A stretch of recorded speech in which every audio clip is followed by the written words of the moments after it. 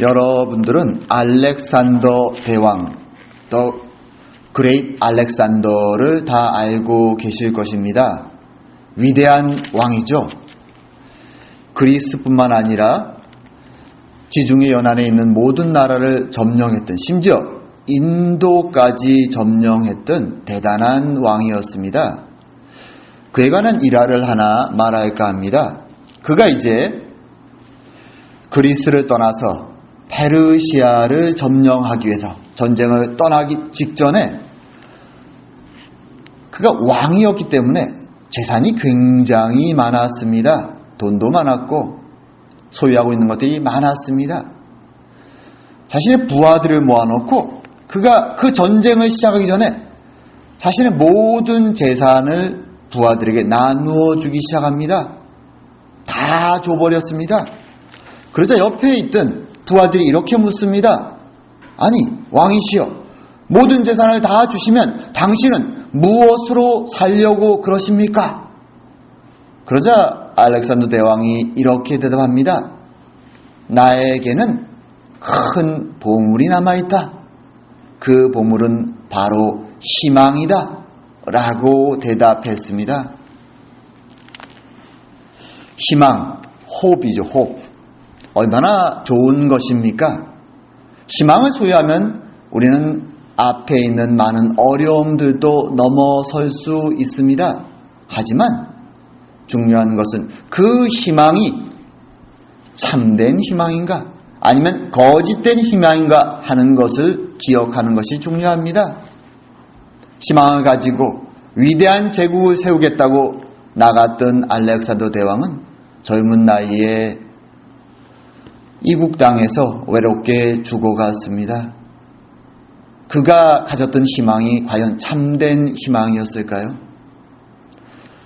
오늘날 많은 사람들은 희망을 가지고 살아갑니다.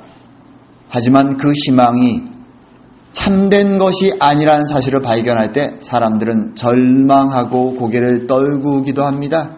그것이 반복되면 나중에는 아무것도 믿지 않게 되기까지 합니다. 오늘 우리는 무엇이 참된 희망인가 하는 것을 함께 나누어 보기 원합니다. 자, 오늘 본문에서 등장하는 가족이 있습니다. 나오미의 가족들이죠. 나오미의 가족들. 오늘 본문에서 우리가 사실 가장 관심 있게 보아야 할 첫 번째 질문은 무엇인가 하면 왜 이 사람들이 가나안 땅, 약속의 땅을 떠나야만 했을까 하는 것입니다. 나오미와 그의 가족들이 누구입니까? 그 사람들은 오늘 본문에 보게 되면 유다 땅 그리고 베들레헴 사람들이었다라고 얘기합니다. 베들레헴. 많이 들어봤죠? 베들레헴. 베들레헴이 어디입니까? 누구의 고향이죠? 베들레헴. 예수님의 고향이고 더 나아가서 예수님의 조상 다윗의 고향입니다. 사실 이 나오미의 가족은 그래서 다윗의 조상들의 이야기입니다. 그리고 이 이야기 속에는 다윗을 통해서 그리고 예수님을 통해서 우리들에게 주시는 그 은혜가 무엇인가 하는 것이 이 속에 담겨 있습니다. 단순히 옛날 이야기가 아니라는 것이죠. 그리고 나오미의 남편 엘리멜렉, 엘리, 많이 들어본 이름이죠. 엘리, 나의 하나님, 멜렉, 왕이란 뜻입니다. 나의 하나님은 왕이다. 굉장히 믿음 있어 보이는 이름입니다. 그리고 나오미, pleasure, 기쁨이란 뜻이죠. joy, 이렇게 사랑스럽고 신실해 보이는 패밀리가 왜 약속의 땅을 떠나게 되었을까요? 우리는 어려우면 떠날 수도 있지 라고 생각할지 모르지만 성경에서 약속의 땅, 프라미스 랜드라고 부르죠. 이 땅은 굉장한 심볼릭 미닝을 가지고 있습니다. 상징적인 의미가 있다는 것입니다. 어떤 땅입니까? 이 땅이 하나님이 그 옛날 아브라함에게 내가 이 땅에 너를 통해서 큰 나라를 세우겠다라고 약속했던 땅입니다. 그리고 금방 이루어진 것이 아니죠. 수백 년의 세월이 걸려서 출애굽이라는 아주 어려운 시기도 있었고, 그리고 가나안 땅에 살던 악한 사람들과 전쟁도 해야 했습니다. 그 많은 과정을 거쳐서 정착한 땅, 그리고 젖과 꿀이 흐르는 아름다운 땅, 그런 땅이 바로 이 가나안 땅이었습니다. 근데 오늘 본문에 보게 되면 이 아름다운 땅, 그렇게 하나님이 정착한 이 땅이 문제가 생겼습니다. 하나님은 그 땅에 그 백성을 정착시키시고 여기서 살아라. 심지어 각 트라이브마다 땅을 나누어 주고 자신의 땅에 살라고 얘기합니다. 다른 트라이브 땅으로 가지도 말라고 얘기합니다. 그런데 이 땅에, 이 약속의 땅, 축복의 땅에 큰 문제가 오늘 발생한 것입니다. 기근이 생겼습니다. 그리고 그들이 떠났다라는 것입니다. 이 약속의 땅 자체가 너무나 중요하기 때문에 사실 이 땅을 떠난다는 것 자체도 굉장히 심각한 문제입니다. 그리고 더 한 가지 나아가서 이 축복의 땅이 사람이 살 수 없을 정도로 비참한 땅이 되었다는 사실도 굉장히 오늘 심각한 문제입니다. 그래서 오늘 본문을 저희들이 잘 보게 되면은 모압이라는 이름이 굉장히 반복이 많이 됩니다.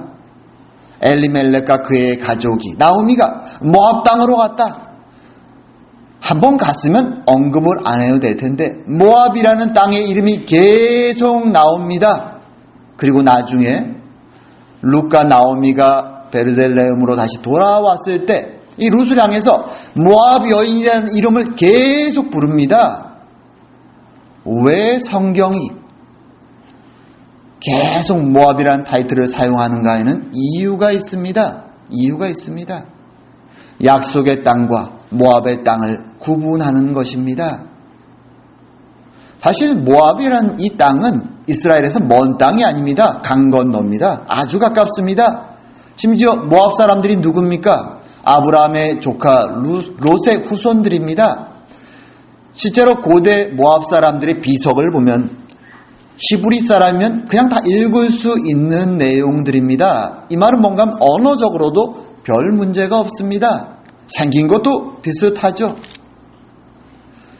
아주 비슷한 사람들이지만 성경은 약속의 땅 이스라엘과 모압 땅과는 전혀 다른 곳이라고 구분합니다. 그래서 오늘 이 본문 속에서 모압 땅, 모압 땅, 모압 땅, 모압 여인이란 말을 계속 반복합니다. 여기에는 중요한 의미가 있죠. 뭔가 하면 약속의 땅을 떠나는 것, 그리고 이방 땅으로 갔다라는 그것을 계속 지적하는 것이고, 한편으로 이방 여인이 약속의 땅, 가나안 땅으로 돌아왔다라는 것을 계속 강조하는 것입니다. 약속의 땅을 떠나는 것과 약속의 땅으로 은혜로 다시 돌아오는 것, 이것이 굉장히 중요하다고 오늘 본문은 말해주고 있는 것입니다. 그러기에 하나님의 자손인 엘리멜렉 가족이 약속의 땅을 떠나서 모압 땅으로 갔다라는 것은 굉장히 충격적인 이야기입니다. 말하자면 성도가, 하나님 백성이 교회를 떠나서 하나님의 약속을 다 포기하고 세상 속으로 신앙 없이 가버린 것과 비슷한 상황이 벌어지는 것입니다. 그럼 왜 떠나게 되었습니까? 여기 아까 얘기했던 것처럼 더 비참한 측면이 있습니다. 축복의 땅이 더 이상 축복을 기대할 수 없는 땅이 되어버린 것입니다. 이유가 무엇입니까? 오늘 본문은 기근이 들었다고 말합니다. 사사기입니다. 기근이 들었다. 기근은 먹을 것이 없는 아주 비참한 상황을 말합니다. 패민이죠. 너무 힘듭니다. 기근이 들었다고 얘기할 때 이유를 우리는 두 가지로 생각할 수 있습니다. 그냥 내추럴하게 자연적으로 비가 나서 땅이 마르고 먹을 것이 없어질 수 있습니다. 하지만 성경에서 대부분의 경우 기근을 언급할 때, 특별히 하나님 앞에서 가장 불신앙했던 이 사사기 저지스 피리드에 기근이 들었다고 얘기할 때 거기에는 하나님의 심판의 의미가 강합니다. 특별히 기근은 단순히 비가 온 것이 아니라 사사기에 자주 있었던 이방 민족의 침입을 통한 기근일 수 있습니다. 이방인들이 쳐들어와서 먹을 것이 없는 것이죠. 우리는 기드온 스토리를 알고 있습니다. 먹을 것이 없어서 사람들이 다 숨어 지냅니다. 몰래 숨어서 기드온이 먹을 것을 까고 있던 그 장면을 기억나실 것입니다. 자연적인 기근도 있지만 불신앙으로 하나님이 그들을 버리심으로 찾아오는 어려운 기근들도 있는 것입니다. 축복의 땅, 젖과 꿀이 흐른다고 말했던 그 땅이 인간의 죄악 때문에 아무 먹을 것이 없는 비참한 상황으로 변했다라는 것입니다. 그 상황이 되면 그 땅에 사는 의로운 자든 죄인들이건 모든 사람들이 똑같이 고난 속에 빠집니다. 그리고 고민에 빠지죠. 과연 이 비참한 땅에 내가 계속 있어야 될 것인가? 더 이상 약속을 바라볼 수 없고 희망을 바라볼 수 없는 이 땅에 내가 계속 있어야 될 것인가? 아니면 다른 희망을 찾아서 떠나야 될 것인가? 고민하게 되는 것입니다. 사실 오늘날 교회도 이런 모습이 많습니다. 교회가 어떤 곳입니까? 하나님의 사랑과 기쁨과 은혜가 넘치는 곳이죠. 하지만 사람들이 죄를 짓고 그리고 교회가 타락되면 그것은 더 이상 기쁨과 사랑과 순종이 넘치는 곳이 아니라 삭막하고 다툼과 시기가 넘치는 마치 가뭄 들어버린 바짝 말라버린 먹을 것이 없는 약속의 땅처럼 되어버리는 것입니다. 오늘날도 그런 교회들이 많습니다. 그럼 사람들이 고민하죠. 과연 이런 교회 사랑도 없고 기쁨도 없고 아무 하나님의 은혜가 없는 이곳에 내가 남아있어야 될까? 실제로 그런 문제로 고민하며 떠나가는 사람도 많이 있습니다. 그러기에 오늘 이 나오미의 가족이 약속의 땅에 축복의 땅에 가뭄이 들어서 기근이 들어서 떠나가게 되었다는 이 상황은 비참한 것입니다. 하나님의 축복의 땅에 어떤 축복도 어떤 희망도 어떤 기대도 남아있지 않다라고 말하는 이 상황은 너무나 비참하고 슬픈 것입니다. 그리고 이 나오미와 엘리멜의 가족은 더 이상 희망이 없는 이 땅을 떠나서 다른 곳에서 하나님 밖에서 희망을 찾아 길을 나서게 되는 것입니다. 하지만 그 땅, 모압 땅, 희망을 가지고 갔던 그 새로운 땅에서 나오미의 가족들이 직면한 것은 희망이 아니라 도리어 절망이었습니다. 그리고 그녀는 그 땅에서 모든 희망을 또한 상실해 버립니다. 그것이 오늘 본문이 보여주는 안타까운 모습입니다. 그녀가 그 땅에서 겪었던 첫 번째 어려움은 나그네로서의 삶입니다. 나그네. 이스라엘 성경에 보게 되면은 그 시대에 있어서 가장 약한 사람들, 그래서 항상 돌봐야 될 사람들의 세 부류가 등장합니다. 어떤 사람들입니까? 고아와 과부와 나그네입니다. 그런데 오늘 이 사람들, 엘리멜렉과 나오미의 가족이 그 모압 땅에 처음 가서 경험하게 되는 것이 나그네의 삶입니다. 오늘 1절에 보게 되면 모압 땅에서 거류하였다라고 합니다. 거류라는 단어, 사실 잘 안 쓰는 어려운 단어를 일부러 썼습니다. 이 거류하다라는 말의 뉘앙스에 나그네로 살아간다는 의미가 조금 담겨 있기 때문에 이 단어를 쓴 것입니다. 원래 히브리어 단어는 사실 구루라는 단어인데 이 단어의 의미가 그렇습니다. 자신의 고향이 아닙니다.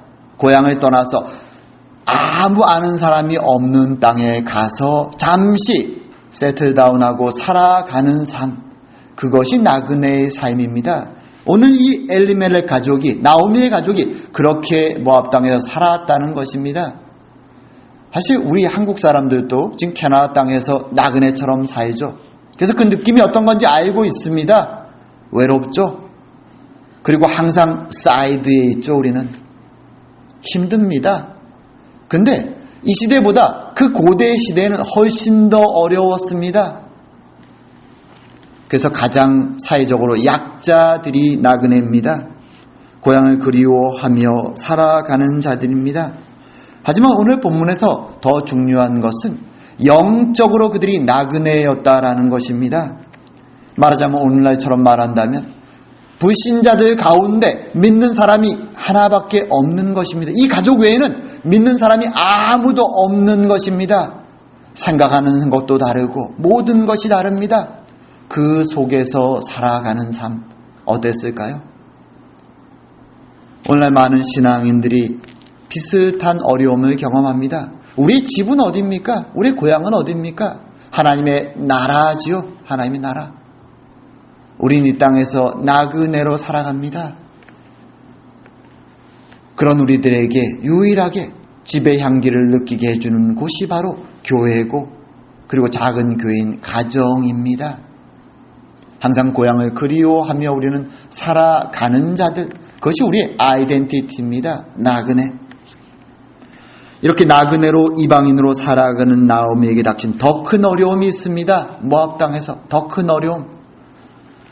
그것은 무엇인가 하면 홀로 남겨졌다라는 것입니다. 남겨진 자. 성경은 의도적으로 이 표현을 계속해서 씁니다. 남편이 먼저 죽습니다. 엘리멜렉이. 그리고 이어서 시간이 좀 흐르자 두 아들이 또 죽습니다. 이제 나오미는 나그네일 뿐만 아니라 과부가 되었습니다. 가장 비참한 삶이죠. 이방 땅에서 가족도 없고 친척도 없고 아무 연고가 없습니다. 외롭게 그렇게 살아갑니다. 그 고통이 얼마나 컸을까요? 모든 것을 잃어버리고 혼자 남겨졌습니다. 그리고 그녀를 더 고통스럽게 만드는 것이 무엇인지 아십니까? 혼자 그렇게 남겨졌을 때 그녀에게 찾아온 더 고통스러운 것. 오늘 이 룻기 1장 20절과 21절에 이런 내용이 나옵니다. Chapter 1, verse 20, 21 이렇게 얘기하죠. 나오미가 그들에게 이르되 나를 나오미라, 기쁨이죠. 기쁨이라 부르지 말라. 나를 말하라. 비터네스, 고통입니다. 말하라 부르라. 이는 전능자가 나를 심히 괴롭게 하셨음이니라. 내가 풍족하게 나갔더니 여호와께서 내게 비어 돌아오게 하셨느니라. 여호와께 나를 징벌하셨고 전능자가 나를 괴롭게 하셨거늘 너희가 어찌 나를 나오미라 부르느냐 하니라. 나오미에게 더 고통스러웠던 것은 무엇인가 하면 모든 것을 잃고 혼자 남겨졌을 때 더 고통스러운 것은 무엇인가 하면 하나님이 나를 치셨다. 하나님이 나를 떠나서 나 혼자 남겨두셨다라는 고통입니다. 신앙인에게 있어서 혼자 남겨진 이 고통, 이것은 참으로 큰 것입니다. 오늘 나오미는 그 고통 속에 괴로워하고 있는 것입니다. 하나님이 나를 버렸다. 나의 죄 때문에 나를 치셨다. 나를 혼자 남겨두셨다. 때로 우리는 하나님의 백성으로 삶 가운데 아무 희망을 발견할 수 없을 때 새로운 희망을 찾아서 세상으로 나갑니다. 하지만 그 속에서 많은 하나님의 백성들이 발견하는 것은 어떤 기쁨이나 희망이나 큰 것이 아니라 도리어 오늘 나오미가 경험하는 것처럼 혼자 남겨진 것 같은 비참한 느낌입니다. 절망과 상실감을 느끼고 고통에 전율하는 것, 그것이 많은 신앙인들이 하나님을 떠났을 때 경험하는 일들입니다. 하지만 이 고통의 순간 내가 하나님으로부터 심판받고 버려졌구나라고 느끼는 가장 비참한 그 순간이 하나님께 돌아올 수 있는 은혜의 순간이라는 것을 우리는 기억하는 것이 필요합니다. 하나님이 나를 버렸다는 것을 깨닫는 그 순간이 하나님이 나를 향해 손을 뻗치고 계시다라는 것을 다시 느낄 수 있는 순간이라는 것입니다. 바로 그 은혜의 순간이 오늘 나오미를 찾아옵니다. 그래서 희망을 상실하고 모든 걸 잃어버렸던 나오미가 다시 참된 희망을 찾아서 돌아오게 됩니다. 오늘 본문에 그렇게 얘기하죠. 여호와께서 자기 백성을 돌보시사 그들에게 양식을 주셨다라는 소식을 나오미가 들었다. 여기서 돌보다, 자기 백성을 돌보다라고 할 때 이 돌봤다라는 얘기의 그 단어의 원래 의미는 무엇인가 하면 visit했다, 방문했다, 하나님이 찾아오셨다라는 것입니다. 이것이 그녀에게 큰 기쁨이었습니다. 죄를 지은 이스라엘을, 그리고 죄를 지은 나를 하나님이 떠나셨는데 그 하나님이 다시 돌아오셨다. 그리고 오늘 본문에 양식을 주셨다라고 얘기합니다. 양식이란 단어는 빵이죠. 브레드죠. 근데 그녀의 고향 베들레헴의 뜻이 뭡니까? 빵집입니다. 빵집. The house of bread. 빵집이라는 뜻이 베들레헴입니다. 빵집에 빵이 다시 돌아온 것이죠. 좀 아이러니한 사용이지만 성경은 그렇게 말해주고 있습니다. 그것이 하나님의 은혜의 사인이라는 것이죠. 하나님이 돌아오셨다. 그것을 느끼며 그녀는 희망을 다시 갖습니다. 죄로 떠났던 하나님이 돌아오셨구나. 나에게도 돌아오시겠구나. 사실 흥미로운 것은 나오미가 8절 9절에서 그녀의 며느리들에게 하는 그 말 속에 실제로는 그녀가 기대하는 희망이 담겨 있습니다. 그녀가 무엇이라고 그 며느리들에게 말합니까? 8절에서 이렇게 말합니다. 여호와께서 너희를 선대하시기를 원한다. 선대. 이 단어가 원래 히브리 말로 아마 들어보셨을 겁니다. 헤세드라는 단어를 사용합니다. 헤세드. 이 단어는 뭔가 하면 영어로 loving kindness라고 번역하는데요. 하나님이 그의 백성을 향한 아주 특별한 사랑을 말합니다. 그들이 죄를 짓든 하나님을 원망하고 떠나든 하나님이 끊임없이 그들을 돌아보시는 그 스페셜한 사랑, 그 은혜, 그것을 바로 헤세드라고 표현합니다. 며느리들에게 얘기하죠. 하나님의 헤세드가 너희들에게 있기를 원한다. 사실 그 말은 내가 그 헤세드를 기대한다 라고 말하는 것입니다.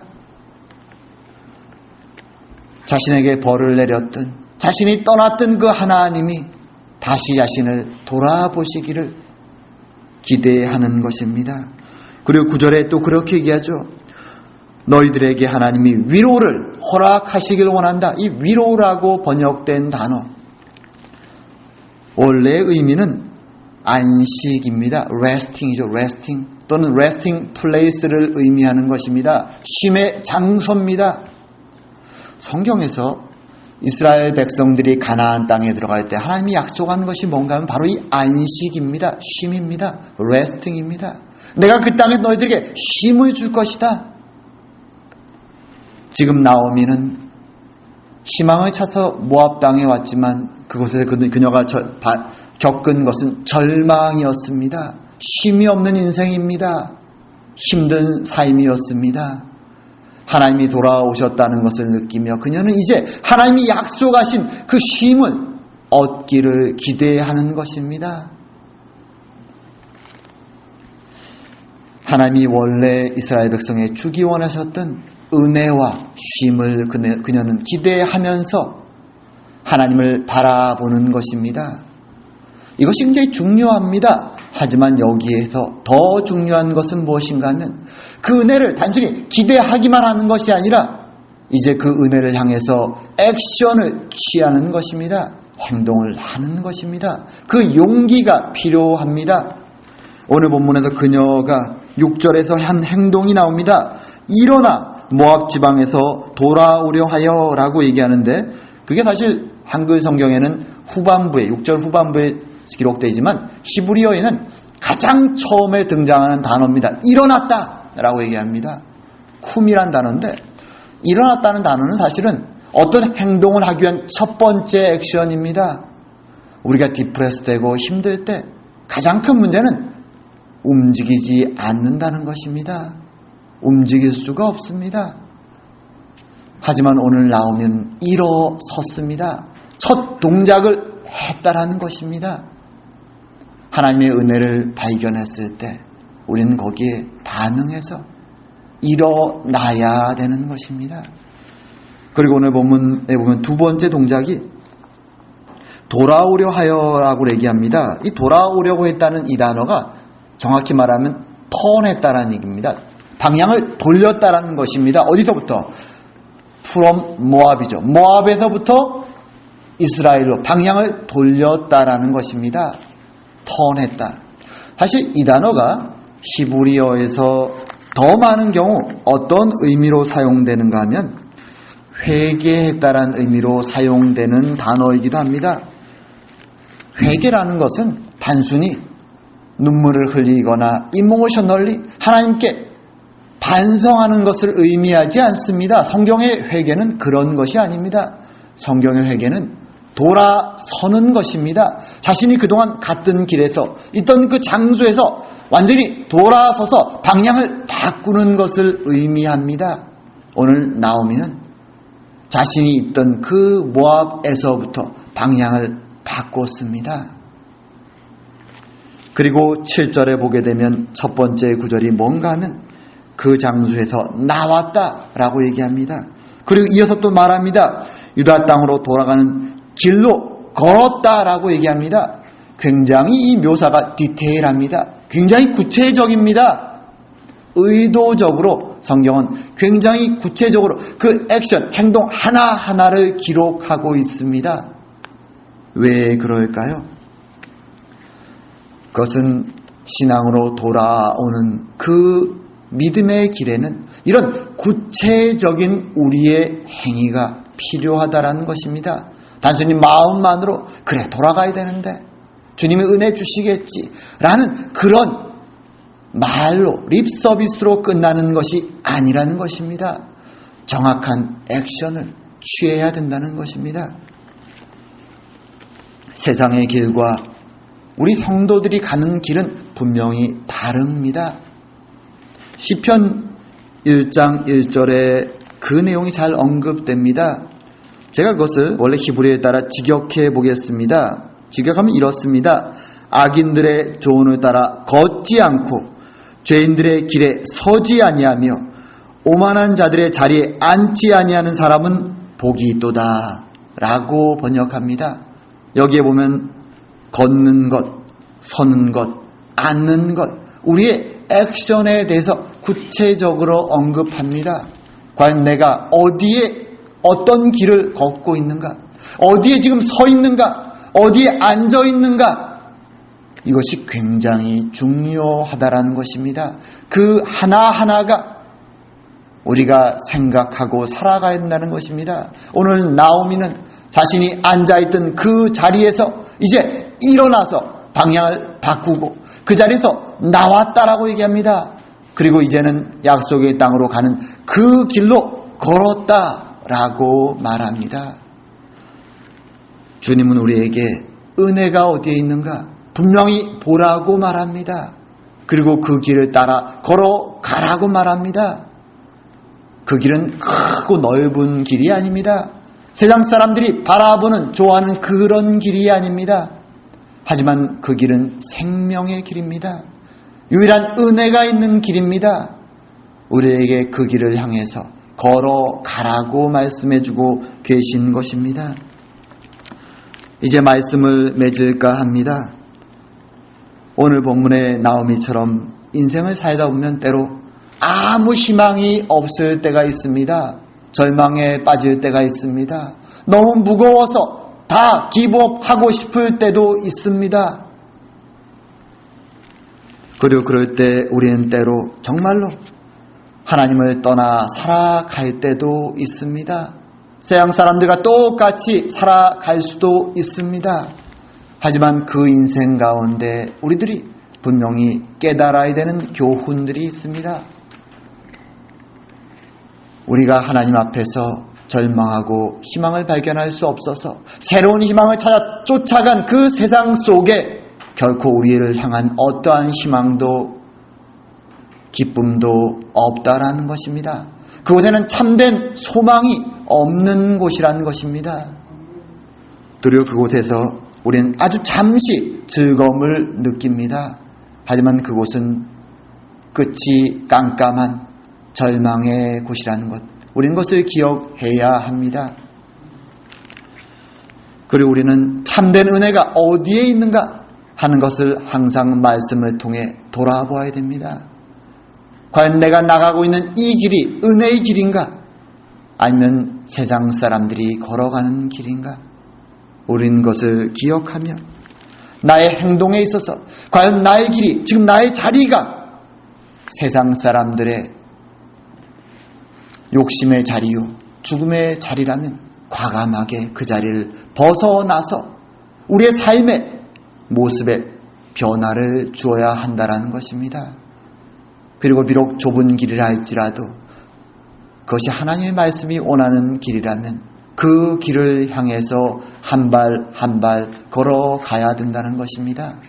그럴 때 우리는 하나님이 약속하신 참된 은혜를 경험하며 하나님이 우리에게 허락하시기 원하시는 참된 쉼을 누리게 된다는 것, 이것을 기억하며 살아가는 저와 여러분 되길 주의 이름으로 축원합니다. 기도드리겠습니다. 사랑과 은혜의 하나님 아버지, 우리의 연약함을 아시고 이 세상을 살아가는 가운데 우리가 경험하는 낙담과 절망과 어려움들을 아시는 주님, 오늘도 우리의 연약함을 주님께 고백하오니 주님 찾아와 주시옵고 우리의 어려움 속에 오직 유일한 희망 대신 주님만을 붙잡고 이 길을 걸어갈 수 있는 저희들이 다 될 수 있도록 주님 은혜를 내려 주시옵소서. 우리를 향하여 그 은혜의 손을 뻗쳐 주시고 우리가 그 손을 붙잡고 걸어가는 자들이 다 될 수 있도록 주님 은혜 내려 주시옵소서. 오늘도 함께 하신 주님 참으로 감사드리오며 모든 말씀 예수님 이름으로 기도드립니다. 아멘.